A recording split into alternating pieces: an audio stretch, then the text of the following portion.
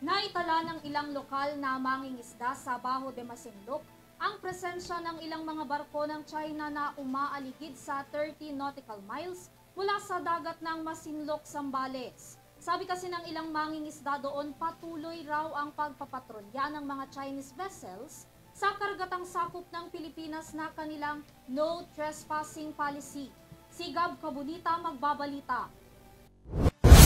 Ang China Coast Guard o CCG vessels sa distansyang 30 nautical miles mula sa dagat ng Masinloc, Zambales ngayong Lunes. Alinsunod ito sa naging panayam kay Leonardo Quaresma, ang presidente ng New Masinloc Fishermen's Association, na sinasabi nitong nakapagpatrolya na umano ang Chinese vessels na aabot sa 30 nautical mile at patuloy nila itong natatanaw mula sa Pampang.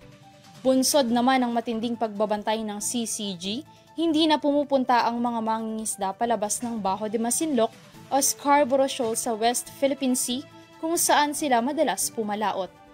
Matatanda ang nagpatupad ng regulasyon ng China noong 15 ng Hunyo para mas paigtingin ang seguridad ng South China Sea. Sabi ni Quaresma, mahigit 100 milya na ang layo ng Scarborough fishermen at hindi na nakabalik para pumalaot at mangisda sa Bajo de Masinloc. Dagdag pa niya, kung saan na lang nila hindi natatanaw ang China Coast Guard ay hanggang doon na lamang sila nakakapangisda.